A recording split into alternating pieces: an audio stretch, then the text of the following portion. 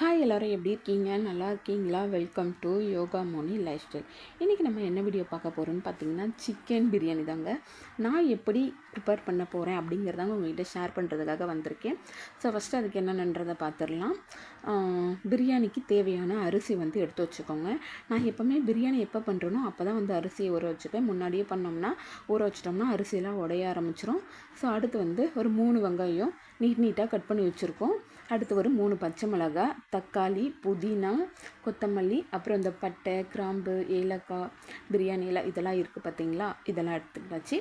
இப்போ ஃபஸ்ட்டு வந்து எந்த பாத்திரத்தில் வந்து பிரியாணி பண்ண போகிறோமோ அந்த பாத்திரத்தை எடுத்து அடுப்பில் வச்சுட்டு தேவையான அளவுக்கு வந்து எண்ணெய் விட்டுக்கோங்க. உங்களுக்கு எவ்வளோ தேவையோ அந்த அளவுக்கு விட்டுக்கோங்க. அப்புறம் வந்து ஒரு 2 ஸ்பூன் அளவுக்கு வந்து நெய் வந்து சேர்த்துக்கோங்க. அப்போ தான் வந்து சாப்பாடு வந்து ஒன்றோட ஒன்று வந்து ஒட்டாது. இப்போ எண்ணெய் நெய்யும் காஞ்சதுக்கப்புறமா அந்த பட்டை, கிராம்பு, பிரியாணி எல்லாம் இருக்குல்ல, ஸோ அதெல்லாம் சேர்த்து நல்லா வந்து வறுத்து எடுத்துடலாம். அதுக்கப்புறமா அது நல்லா வறுப்பட்டதும் வெங்காயம் எடுத்து வச்சுருக்கோம் பார்த்தீங்களா? வெங்காயத்தை நல்லா வந்து ப்ரௌன் கலரில் வர அளவுக்கு வந்து வதக்கணும். பிரியாணியை பொறுத்த வரைக்கும் நம்ம எந்த அளவுக்கு வந்து வெங்காயத்தை வறுக்கிறோமோ அந்த அளவுக்கு பிரியாணியோட டேஸ்ட்டு சூப்பராக எடுத்து கொடுக்குங்க. ட்ரை பண்ணி பாருங்கள். அப்புறம் அடுத்து வந்து ஒரு 3 பச்சை மிளகாய் வந்து கீரை அதிலேயே சேர்த்து வந்து வதக்கியாச்சு. இப்போ அந்த கேப்லேயும் வந்து நம்ம வந்து சிக்கனை வந்து கழுவி வந்து எடுத்து வச்சுக்கலாம். ஏன் அப்படின்னா சிக்கன்லேருந்து தண்ணி வரும்.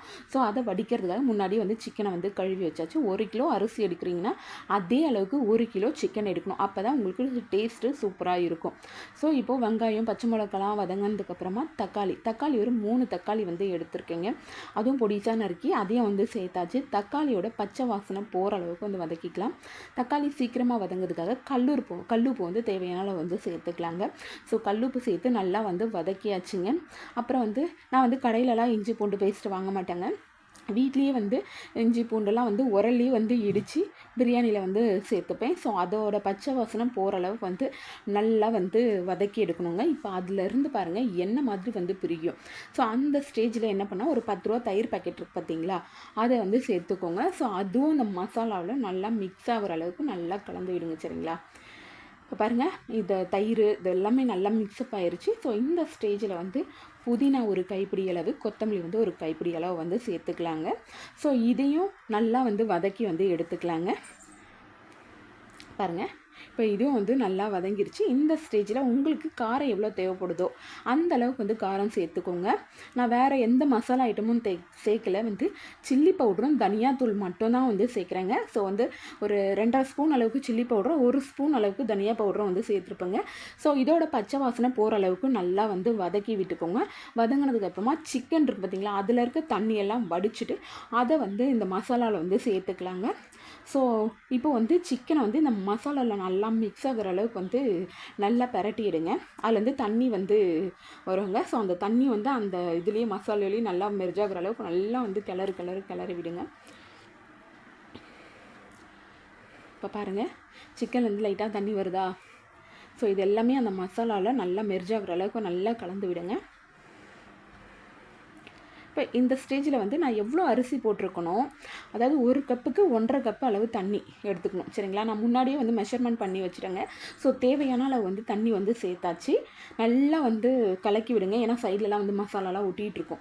ஸோ அதனால் நல்லா வந்து கலக்கி விட்டுட்டு உப்பு காரம்லாம் இருக்கான்னு பார்த்துக்கோங்க. உப்பு காரம்லாம் பார்த்ததுக்கப்புறமா மூடி வச்சுருங்க. லைட்டாக வந்து ஒரு கொதி வரும். அந்த ஸ்டேஜில் வந்து நீங்கள் அரிசியை வந்து சேர்த்துட்டு டைட்டாக வந்து மூடி வச்சுருங்க.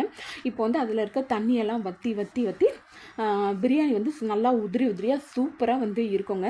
நீங்கள் வந்து ட்ரை பண்ணி பாருங்கள். நான் இப்படி தான் வந்து பிரியாணி பண்ணுவேன். பாருங்கள், இப்போ வந்து அரிசியை வந்து சேர்த்தாச்சு. இந்த ஸ்டேஜில்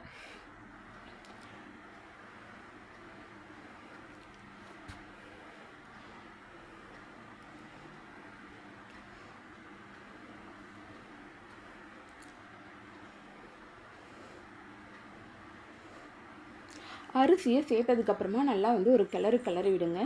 இப்போ பாருங்கள், சுட சுட கம்மன்னு பிரியாணி வந்து ரெடி ஆயிடுச்சு. எப்படி இருக்குன்னு எனக்கு கமெண்ட்டில் சொல்லுங்கள் ஃப்ரெண்ட்ஸ். இந்த வீடியோ ஃபுல்லாக பார்த்ததுக்கு ரொம்ப நன்றி. இதே மாதிரி மோர் வீடியோஸ் வேணும்னா என்னோடய சேனலை வந்து சப்ஸ்கிரைப் பண்ணிக்கோங்க. இதுக்கு வந்து சைடிஷ் பார்த்தீங்க அப்படின்னா வந்து ஆனியன் ரைத்தா தாங்க. ஸோ பாருங்கள், பிரியாணி ரெடி ஆயிடுச்சு. வாங்க எல்லோரும் சூடாக சாப்பிட்லாம். தேங்க்ஸ் ஃபார் வாட்சிங். டாட்டா, பாய்.